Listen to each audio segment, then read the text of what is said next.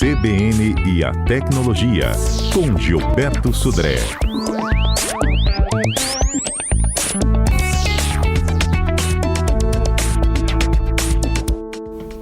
Bom dia, Sudré. Sudré no estúdio, gente. Bom dia, Fernanda. Bom dia, ouvintes da CBN. Hoje no estúdio aqui, como sempre, aqui é um prazer estar aqui com vocês, aqui bater um papo sobre tecnologia. Isso, e a gente está com transmissão ao vivo também pela nossa rede social. Quem está nos ouvindo no rádio, quiser continuar também na plataforma do Instagram, vamos falar de Powerbank.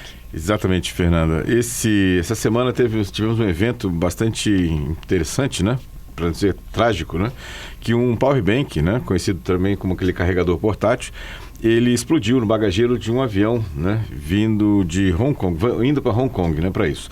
A gente já relatou aqui vários eventos também de explosão de celulares, né, então a gente já falou sobre isso. E nesse caso, o acessório estava na mala do passageiro, ele pegou fogo aparentemente sozinho, né, nessa questão, e aí a pergunta que fica é, o que fazer, né, em incêndios na parte lá de celulares ou de powerbank? E aí, no caso lá desse avião de Hong Kong, eles, acho que instintivamente, eles foram jogar água para apagar o fogo. E, na verdade, isso só pode piorar a situação. Pode dar explosão e pode liberar gases tóxicos, né?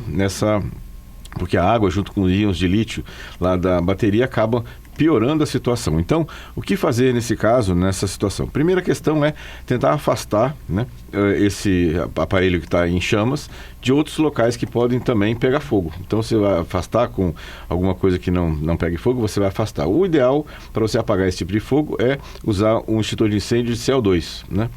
Isso normalmente assim, costuma não estar muito à mão nesse momento, e aí você pode fazer cobrir esse aparelho em chamas com alguma coisa que não seja inflamável. Pode ser até areia, se você tiver numa praia, por exemplo, num local que tem areia, você pode jogar areia por cima, porque isso vai abafar o fogo. Ou cobrir com alguma coisa que não seja inflamável nessa situação. Então esse é um item importante que a gente tem que estar atento nessa questão. E aí, né, uma outra questão é como a gente pode evitar esse tipo de situação, né? Como é que eu posso evitar isso aqui? E aí, a primeira questão é a gente analisar que as baterias, elas dão algum aviso antes de ter esse tipo de situação. Ou seja, elas começam a carregar muito rápido, descarregar muito rápido, elas começam a inchar, né? Ou seja, então você vê que tem um certo abaulamento na parte de trás do celular ou no próprio powerbank. Isso já está dando um aviso que a bateria está no fim da vida dela, que você não deve continuar utilizando e substituir imediatamente aquela bateria que está ali.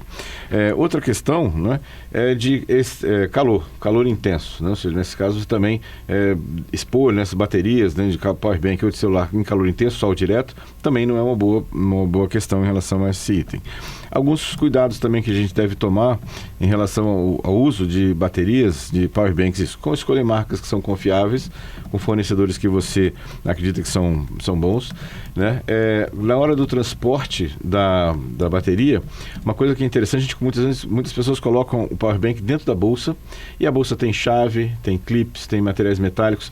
Se isso encosta, né, ou faz um curto-circuito nos contatos do powerbank, isso pode elevar muito a temperatura e até fazer ela pegar fogo mesmo e explodir. Então, quando você vai levar um powerbank dentro de uma bolsa, é interessante que o powerbank esteja dentro de uma outra bolsa, fechada, evitando que esse powerbank entre em contato com algum tipo de material metálico para isso. Outra questão também, que é uma sugestão, é nunca transportar esse tipo de acessório 100% de carga. Um pouco menos do que o 100% de carga, né? Principalmente em relação a aviões, nesse caso, né?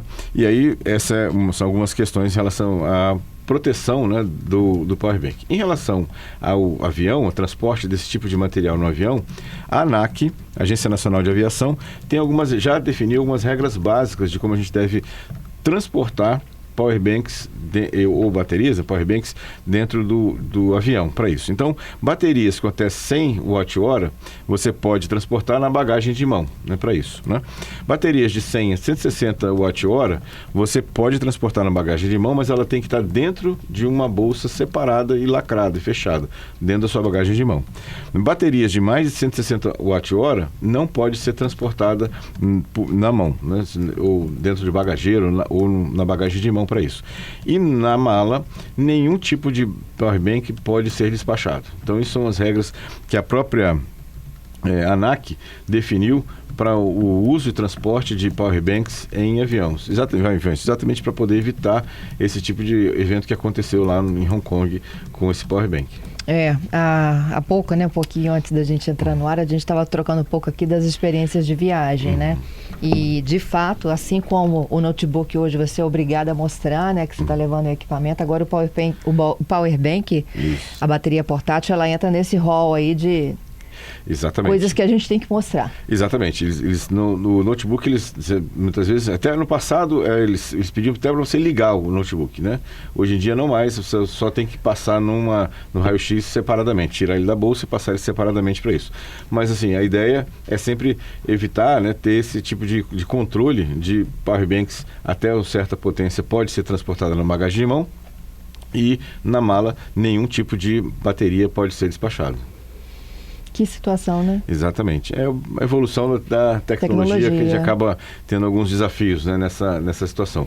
No avião, eu imagino que seja uma situação muito mais complicada, porque é um ambiente fechado, né, você não tem muita renovação de ar, né, nesse caso, e pode escalar para um evento muito mais grave, né, nesse caso. Quando você está num ambiente aberto, né, fica mais fácil de você isolar o dispositivo que está pegando fogo, né, talvez cobrir, ou deixar ele, se ele não estiver perto de nada que seja inflamável, deixar ele consumir até o final, nesse caso. Mas no avião é uma situação bastante crítica. Bom, gente, vamos falar um pouquinho sobre Gilberto, hoje, né, oficialmente o governo está disparando, né, os sinais aí do celular seguro, do aplicativo do celular seguro. Exatamente. Você já baixou? Não, eu não estarei não. Eu tenho outros aplicativos. Conta. Mas o celular seguro eu preferi não instalar, por uma questão de não confiar muito no... Você acha que o governo vai ter acesso às informações? Exatamente. Isso foi desmentido na entrevista hoje. Negar é uma regra, né? Negar é uma regra. Mas assim, eu pessoalmente não fui por esse caminho. Usei alguns aplicativos diferentes, né? Até o Android, o iPhone já tem isso nativamente, né? De você rastrear, bloquear remotamente, né? Nessa situação. E aí preferi ir por esse caminho. Entendido. E assim, é mais uma camada, né, de proteção? Com certeza, é mais uma camada de proteção, né? Principalmente naquela situação que o governo prometeu, né, que você... Aí sim é uma questão interessante do celular seguro, não é nem você bloquear o celular, mas você, ao denunciar que aconteceu um evento com o seu celular, ele comunicar às instituições de financeiras, né, que esse seu celular foi furtado ou roubado, e aí eles bloqueiam qualquer tipo de transação vinda de um dispositivo móvel, da sua conta. Então, ou seja, isso é uma questão interessante. Agora, na questão de bloqueio ou reset remoto do aparelho, tem vários outros aplicativos que também fazem isso, inclusive, como eu falei, nativamente o iPhone e os aparelhos Android já tem isso também implementado. É isso. Bom, vamos falar dos nossos golpes da quarta-feira? Vamos lá. E como tem golpe, né? Todo dia tem um novo. Todo dia tem um golpe. O golpe tá aí. Muito bem, Fernanda. O golpe que a gente vai falar hoje é o golpe do falso pagamento, né? Você que vende alguma coisa pela internet, né? E aí você espera o comprovante de depósito para poder despachar o produto que você vendeu para o comprador, né? Isso é normal, né? Isso pode ser normal, só que você pode cair num golpe nessa situação, porque existem vários tipos de golpes, né, desse falso pagamento. Primeiro, a gente tem aí vários relatos de pagamento de Pix, onde aquele comprovante foi editado. Então, ou seja, não houve pagamento nenhum, não houve nenhum tipo de Pix para sua conta, e você recebeu aquele comprovante dizendo que foi feito o Pix para sua conta. Outro golpe bastante comum também é a pessoa vai até uma caixa automático, pega um envelope de depósito de dinheiro, não coloca dinheiro nenhum ali dentro, simula que está fazendo um depósito, sai o comprovante, né, de que fez um depósito daquele valor, né, só que na verdade o envelope estava vazio e não tem nenhum tipo de depósito na sua conta também. Então, a recomendação nesse caso é que você que vende alguma coisa pela internet, faz algum produto pela internet, nesses portais todos que a gente tem por aí, que você só faça realmente o despacho do produto que você vendeu para o comprador, assim que você tem certeza que o dinheiro entrou na sua conta, que o depósito foi efetivado e que aí você tem certeza que você está de posse, né, do valor que você ofereceu, que foi pago pelo produto, e aí você sim faz o despacho do produto para o o seu cliente, né, para o seu comprador desse produto. Então, muito cuidado, que isso tem ficado bastante comum. É um golpe relativamente fácil de implementar, né, ou seja, editar uma imagem de um depósito do Pix, ou mesmo fazer algum tipo de depósito num envelope vazio, no caixa automático, e aí ele vai ter um comprovante e pode aí aplicar o seu golpe. Então, muito cuidado com isso. Olha, falando em golpe, eu acabei de receber aqueles comunicados aqui de cancelamento de CPF. É um absurdo, né? Exatamente, né? O tempo todo. Exatamente. Estamos na época do imposto de renda também, né? Então, muitos golpes falando que sua declaração teve alguma inconsistência, que você está devendo alguma coisa, e aí você tem que clicar para poder baixar algum arquivo, para poder você ver qual é a inconsistência. Ou até alguns são mais abusados e mandam até um boleto já, né? Com um boleto pronto para você pagar, para regularizar, entre aspas, a sua declaração de imposto de renda. Então, golpistas são muito... E aí, quando você clica no regularize a situação, aí que o estrago é feito. Exatamente. Aí, muitas vezes, ele captura seus dados ou infecta seu computador, ou então ele já vai identificar, opa, esse aqui vai cair no golpe. Aí já entra em contato com você em relação a isso. Então, é bem... Temos que ficar atento, infelizmente, a essa situação.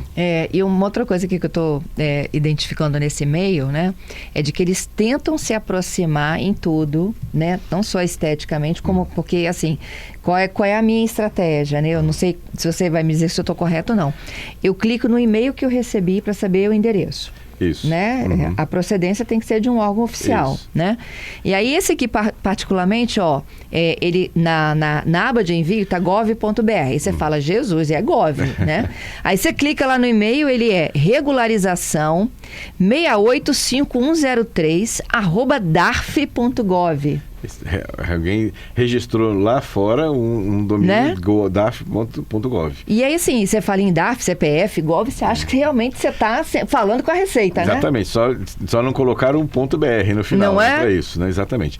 Mesmo assim, exatamente, aquele campo de cabeçalho do e-mail, ele pode ser facilmente fraudável ali. Então, você tem que clicar para saber exatamente se aquele é a origem real, né, do produto, se vem realmente do governo ou não. Se lembrando que o governo não manda e-mails dessa situação, né? Bancos não mandam e-mail também disso, né, nessa situação, que você ganhou uma promoção de um seguro do seu carro, de um banco X, e você nem tem conta naquele banco, aí você recebeu um e-mail daquilo, e muitas pessoas, infelizmente, clicam nesses links, né, por curiosidade, para saber o que acontece isso. Né? Ainda bem que vai tudo pro lixo, né? Exatamente, né? Quando o sistema de anti-spam, né, já não classifica aquele e-mail como spam, já move para a caixa de spam lá, se você nem fica sabendo que recebeu aquele e-mail. Muito bom. Bom, eu tenho aqui dúvidas de ouvintes. Vamos lá. Patrícia, esse ouvinte aqui, o André, a dúvida dele é a seguinte, né? Ele é motorista de aplicativo e o celular fica direto no carregador, dentro do carro. Ele pergunta se tem algum risco. Então, normalmente, você ficar ligado direto no carregador, principalmente nos carregadores automotivos ou veiculares, né? Eles têm uma carga muito mais lenta. Então, isso já minimiza bastante o problema, além do circuito que já controla quando a carga está quase no 100%. A minha recomendação em relação ao uso não é nem em relação à carga, né? Como ele usa isso dentro do carro, o carro normalmente, quando ele deixa o carro parado embaixo do sol, né? A temperatura interna do carro aumenta muito, né?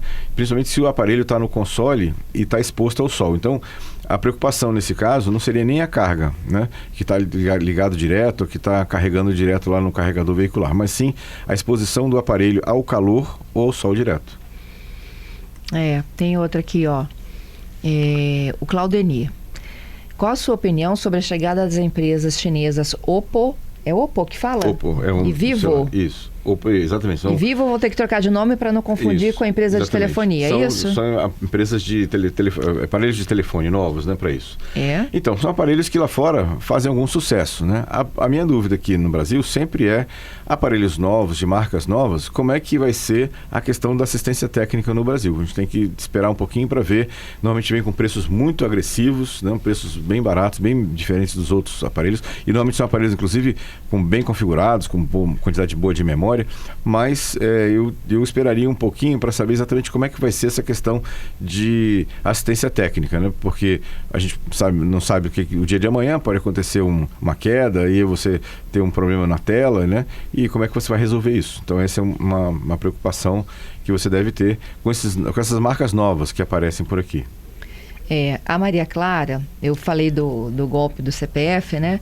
Ela disse, esses comunicados que a gente recebe de encomendas, né? Que o Correio está cobrando, está tarifando.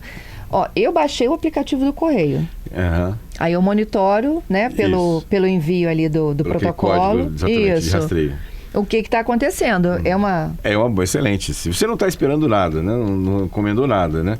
E você recebeu um aviso como esse, com certeza é falso nesse caso, né? E essa técnica de você ir lá eu vou no site, né? No rastreamento do Correio. Se você botar no Google lá, rastreamento do Correio, já vai bater direto no site do Correio. Coloca lá o número do protocolo, tem lá um captcha para você preencher normalmente, com aquelas letras e números, e ele vai te dizer se aquilo é verdadeiro ou se aquilo é falso, como é que aquilo, qual é a origem real daquilo ali. Se você, assim, em geral, isso não acontece, né? Exatamente, infelizmente não acontece isso. E tem outra que é do Detran, é o Edson. Tenho recebido também e-mails falsos, né? Dizendo que minha habilitação está suspensa. É outro golpe. Outro golpe. A gente já falou desse golpe, inclusive, carteira de habilitação do governo federal. Exatamente. Né? Já falamos sobre isso aqui, inclusive, né? Da CNH vencida, o golpe da CNH vencida. Até abordamos um CBN Tecnologia anterior aí, falando exatamente dessa situação.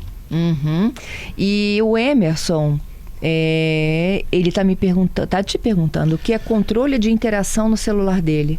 Então, assim, esse termo para mim é um pouco novo, eu vou até dar uma pesquisada lá, mas pode ser, não sei se é o caso dele, daquela situação de navegação para quem tem algum tipo de questão visual, né? Ou seja, não consegue enxergar, tem um problema de uma limitação na visualização, na questão de... Baixa visão. Baixa visão, obrigado. E aí ele tem as funções que o Android tem, né? De você aumentar as letras, aumentar o contraste para isso. Eu vou dar uma olhada nessa questão. Em alguns celulares vem com o nome de acessibilidade. Controle de acessibilidade, isso. Pode ser essa situação, né, do nosso ouvinte. É isso aí. E o Claudenir disse que já tem um Oppo Reno 40 5G já circulando no Brasil. Sim. R$ 3.400. Então, você vê se é um aparelho com preço muito bom, né, nessa questão. A minha dúvida só é em relação à assistência técnica. Como é que esses aparelhos vão ter, né, se eu tiver algum problema, né, tiver que trocar uma bateria, tiver que trocar uma tela, né, a quem eu recorro, né? Então, essa é uma questão que tem que ser apurada, né, nesse caso. Eu recomendo até dar uma olhada no Reclame Aqui, né? Porque muitas pessoas devem ter comprado já esse aparelho e se tem algum problema recorrente em relação a esses aparelhos de manutenção, com certeza vai estar no Reclame Aqui registrado lá de compradores que não ficaram satisfeitos com assistência técnica. Gente, o Paulo, tem o golpe do boleto emitido em meu CPF, valor superior a R$5.000, recebi ontem. E a Carmen, ela disse que foi uma ligação, o episódio dela, né? Se dizendo da Caixa Econômica, que ela tinha sido contemplada com um empréstimo. Mas ela nem simulação fez e ela logo percebeu que ela estava sendo induzida aí a um golpe. Exatamente. Rapidamente ela, né? Hoje de manhã eu recebi um boleto, né? De um prestador de serviço, que é um prestador de serviço meu com o Tomás, né? Já tenho um relacionamento com ele de algum tempo. Eu recebi um boleto que eu não estava esperando, né? O que foi que eu fiz? Entrei em contato com o fornecedor lá para saber que boleto era aquele, né, da situação. Aí, olha só, ele me falou que não era um golpe não, que eles tinham errado, o sistema estava errado e emitiu um boleto que não era correto. E aí pediu para eu desconsiderar o boleto. Bom, acontece isso também, né, de formas um pouco mais rara, mas acontece isso também. Né? Mas na dúvida... Eu não clique em nada. Exatamente. Não é? Né? Eu não cliquei em nada, eu simplesmente entrei em contato direto com o fornecedor, né, para saber se aquilo, de que se tratava aquele boleto, né? Para isso. Até sexta, Gilberto. Obrigado, Fernanda, e obrigado aos ouvintes pelas participações. Até sexta-feira com mais tecnologia.